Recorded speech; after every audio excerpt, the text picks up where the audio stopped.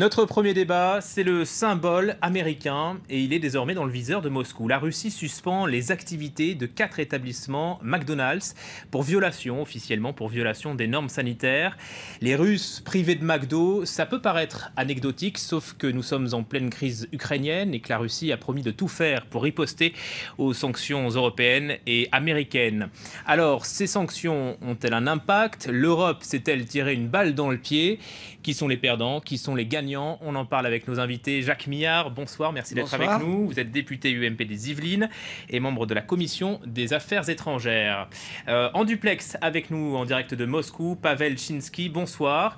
Vous êtes président de la Chambre de commerce et d'industrie franco-russe. J'aimerais qu'on commence J'aimerais qu'on commence avec cette histoire de McDonald's, la fermeture de 4 McDo à Moscou. Pavel Chinsky, est-ce que c'est une mesure de représailles selon vous? C'est assez amusant parce que je donnais une interview il y a 8 jours très exactement à Libération où je parlais du fait que je m'étonnais que McDonald's n'ait pas encore été atteint par le courroux russe et qu'un boycott des McDonald's serait sans doute très suivi dans la population.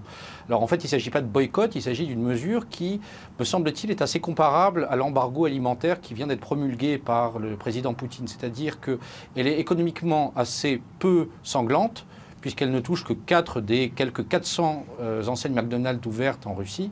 Mais par contre, elle est très très forte symboliquement, puisque l'un des 4 McDonald's fermés est le tout premier qui a été ouvert en Russie. Et on se rappelle encore, si on regardait la télévision à cette époque, au tout début de l'époque des années 90, des files d'attente interminables, plus longues que celles devant le mausolée de Lénine, qui encerclaient ce fameux McDonald's de la place Pouchkine, qui est le plus grand restaurant McDonald's d'Europe. Et vous craignez d'autres mesures de rétorsion de la part de Moscou, de ce type-là?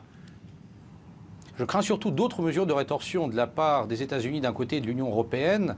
Les Russes ici ne font guère que suivre une escalade et de la suivre de manière assez modérée. Une fois encore, l'embargo alimentaire frappe peu les économies occidentales. L'export agroalimentaire représente à peine 10% du volume des échanges entre l'Union européenne et la Russie.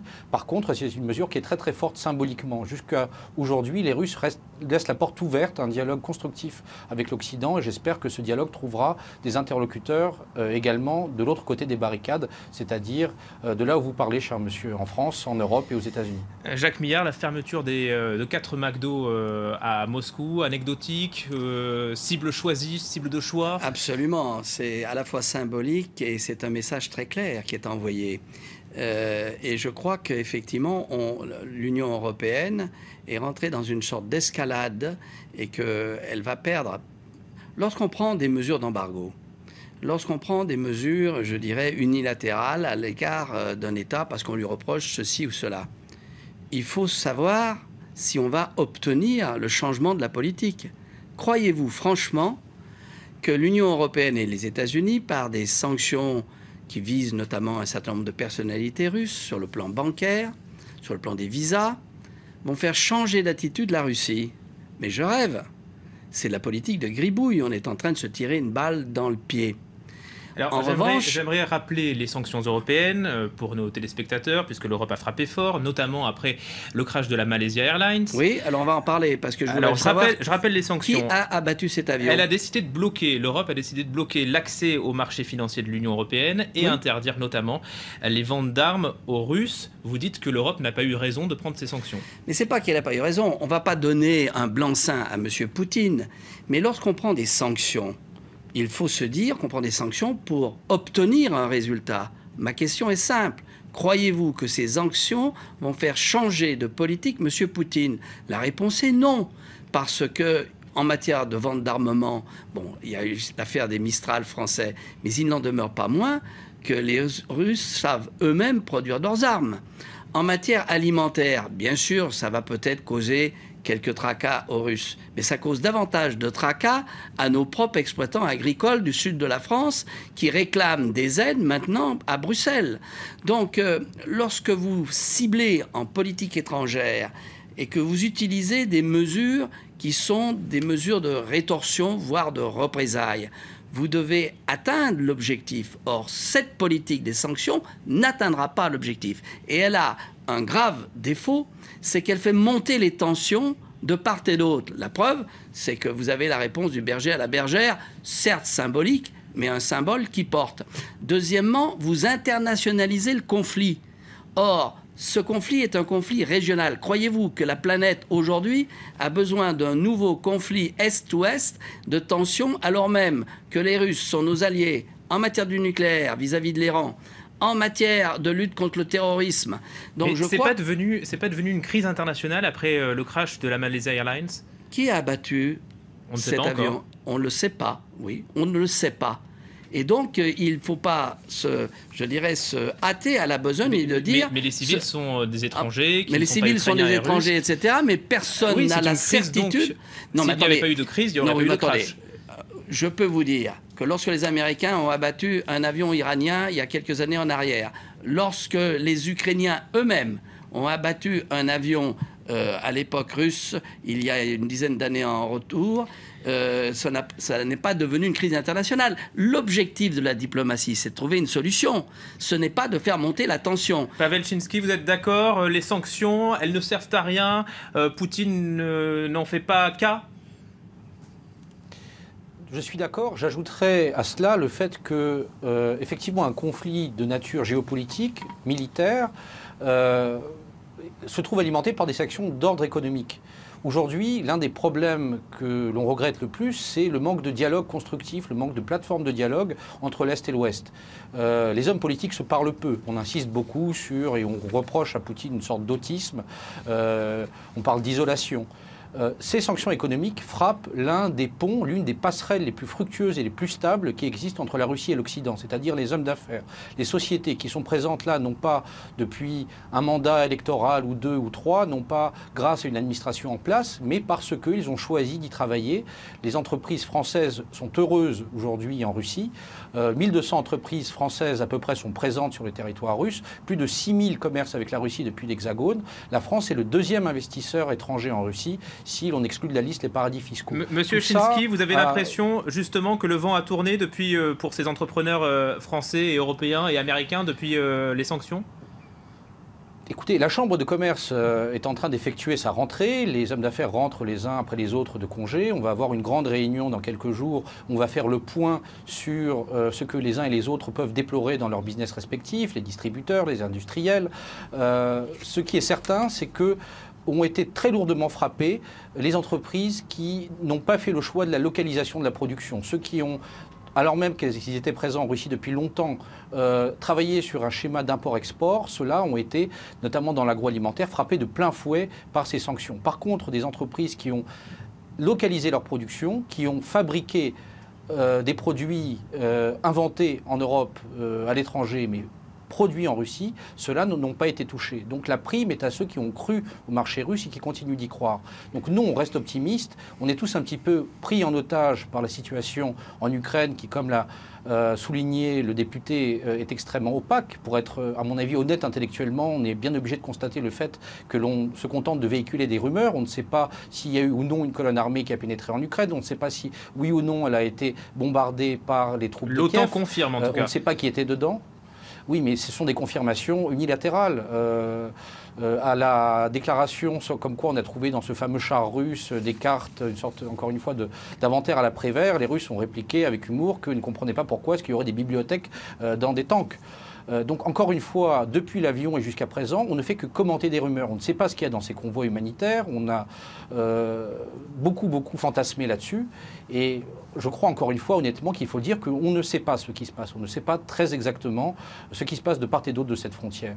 Donc on est aujourd'hui dans un vrai brouillard. Et à mon avis, ce que nous faisons, ce que les entreprises françaises font, c'est qu'elles continuent de travailler en espérant que le dialogue reprenne et surtout que les politiques comprennent qu'il faut compter sur les entreprises, s'appuyer sur elles et non pas les sanctionner. Parce qu'en faisant cela, elles se retrouvent encore plus isolées, plus esselées qu'ils ne le sont actuellement. Et ce sont les Russes aussi qui sont, Jacques Millard, qui sont punis entre la population. Non mais attendez, par la on n'est pas au aussi. niveau... Prenez par exemple l'embargo sur l'Iran. L'embargo sur l'Iran a été extrêmement dur, extrêmement fort. Allez faire un tour à Téhéran et vous verrez s'il n'y a pas tout dans les magasins. Donc il y a un moment, il faut arrêter. Ce système, je dirais, de boycott de sanctions aboutit simplement à faire monter les tensions. Qu'est-ce qu'il faut faire, Jacques Alors Millard ? aujourd'hui, c'est un problème politique et un problème essentiellement, je dirais, de queue de comète de la fin du RSS. La Crimée est redevenue russe et personne ne le contestera, n'en déplaise même aux juristes de droit international qui vous diront on a touché aux frontières, dont acte. Mais on a touché aux frontières en Serbie et au Kosovo. Il ne faut quand même pas l'oublier. Et les Russes le disent à longueur de temps. Je ne suis pas pro-russe, je suis pro-français.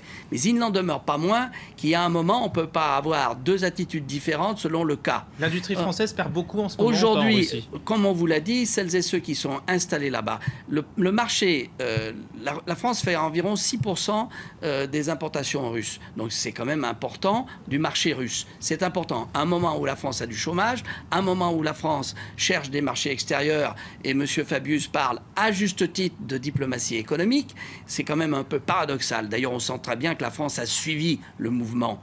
On a suivi le mouvement parce que les anglo-saxons partaient bille en tête en disant, bien évidemment, il ne faut pas exporter des armes, mais ils visaient les Mistral français qu'on doit livrer à la Russie.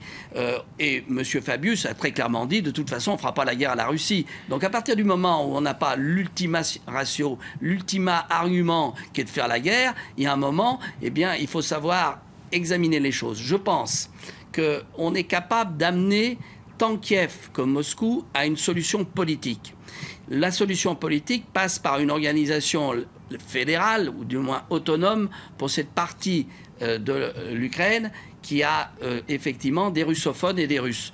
Bon, donc cela, il faut arriver à le trouver. Ce qui est grave aujourd'hui, c'est que Kiev est en train de gagner peut-être sur le plan militaire, avec bien évidemment un ressentiment qui va monter en puissance. Mais Kiev protège son territoire, c'est normal. Oui, attendez, il protège son territoire, mais il a été d'une maladresse insigne, Kiev, lorsque notamment, même si ça n'a pas duré la vie des rats, il a supprimé la langue russe comme une des langues officielles de l'Ukraine. J'aimerais qu'on ressente le débat sur l'économie. Alors, sur l'économie, je voudrais être très clair. Je crois qu'effectivement, c'est une erreur de croire qu'avec des sanctions économiques, on va mettre Poutine à genoux. Ça, c'est une faute. Est-ce qu'il y a un risque que Poutine se dise on va aller voir ailleurs, d'autres producteurs, par exemple l'Asie, l'Amérique latine, puisque les Européens bloquent les exportations ? Vous savez, c'est un vieil invariant de la Russie qui s'est toujours dit tiraillé entre la tentation de l'Atlantique et puis la tentation asiatique. Donc on a toujours eu au fil de l'histoire une sorte de mouvement de balancier où les Russes se disaient tantôt européens, occidentaux, libéraux, tantôt eurasiens, eurasiatiques. Aujourd'hui, ce qui se détache extrêmement fortement, en tout cas dans le climat sur place à Moscou, c'est également une vieille invariante de l'histoire russe, c'est cette troisième voie, l'idée que la Russie finalement n'a ni à se calquer sur le modèle européen, puisque l'Europe et l'Occident de manière générale la rejettent, c'est ce que les Russes perçoivent de manière extrêmement forte. À leur tour, ils rejettent de manière symbolique des enseignes comme McDonald's. On peut parfaitement comprendre cette réaction. Mais de là à se jeter dans les bras des Chinois, ça concerne un certain nombre de grands contrats, notamment énergétiques. Mais ce que aujourd'hui les Russes disent, c'est que ils peuvent développer leur propre chemin, que ce chemin-là n'est finalement pas redevable ni aux uns ni aux autres. Produire local, c'est par également exemple. l'un des sens de cet embargo alimentaire, c'était de dire qu'on peut parfaitement remplacer un certain nombre d'imports alimentaires par des produits locaux à condition d'investir un peu plus fortement et de se concentrer plus sur ses propres ressources, et notamment sur un secteur agricole qui a encore été très très largement en ruine puisqu'il a été sinistré par la fin de l'époque soviétique. Oui, l'industrie russe, excusez-moi, l'industrie russe, est-ce qu'elle est capable de supporter ce marché ? À titre personnel, je pense que l'industrie russe doit, et son avenir est dans la collaboration avec ses partenaires occidentaux. C'est vrai de l'automobile, c'est vrai de l'aérospatial, c'est vrai du cosmos, c'est vrai des infrastructures, c'est vrai même pour l'énergie. Et les Russes s'en rendent compte. Et je pense que c'est pour cette raison-là que le président Poutine n'a pas frappé ces pans-là de la collaboration avec les pays étrangers, tout agresseur qu'il soit. Il est encore trop tôt, aujourd'hui, pour les Russes, de refuser cette expérience, cette expertise et cette capacité de modernisation que leur offrent leurs partenaires européens avant tout. C'est en tout cas la grande priorité qui avait été celle du mandat de Medvedev lorsqu'il avait été président. Et je crois que Poutine, aujourd'hui, et j'espère vraiment que ça durera, n'a pas scier cette branche-là, parce que la Russie est solidement assise. Ce que doivent faire les Occidentaux, c'est faire pression, bien évidemment, sur le plan politique, pour amener à une solution. Mais vous savez, ce qui vient d'être dit est frappé au coin du bon sens. Que vous le vouliez ou non, la Russie fait partie du système européen global. Il ne sera jamais membre de l'Union européenne, mais, sauf si on élargit complètement et qu'on change complètement la nature de l'Union européenne, mais on sait très bien que le partenariat entre l'Est et l'Ouest est vital pour tout le monde. Donc la pression, c'est de dire aux Russes, écoutez, la Crimée, bon, on ferme les yeux, ou du moins, c'est acté. Même si c'est ce que font les Européens et les Américains. Mais c'est ce que font les Américains. Maintenant, il faut trouver une solution d'autonomie relative au sein de l'Ukraine pour ces provinces de l'Est. Et on peut faire pression, parce que l'intérêt de la Russie à terme, c'est effectivement le partenariat fort avec l'Union européenne, avec l'Allemagne, avec la France, etc. Donc, on voit très bien que, y compris en termes commerciaux, économiques, nos intérêts convergent. Or, il y a eu, je dirais, un coup de canif à travers ces sanctions qui ont été prises sous la pression américaine, parce qu'il existe toujours aux États-Unis cette espèce de vieille idéologie du rollback, c'est-à-dire de repousser en disant la Russie est effectivement toujours un danger. Non, la Russie est un partenaire. À un moment où on célèbre le centenaire de la guerre de 14, je rappellerai que la Russie était à nos côtés, les Américains pas encore. Et les Européens pourraient aller encore un peu plus loin dans les sanctions. Merci beaucoup Jacques Millard d'avoir été avec nous. Merci aussi à Pavel Chinsky en duplex de Moscou. Tout de suite un nouveau journal sur France 24.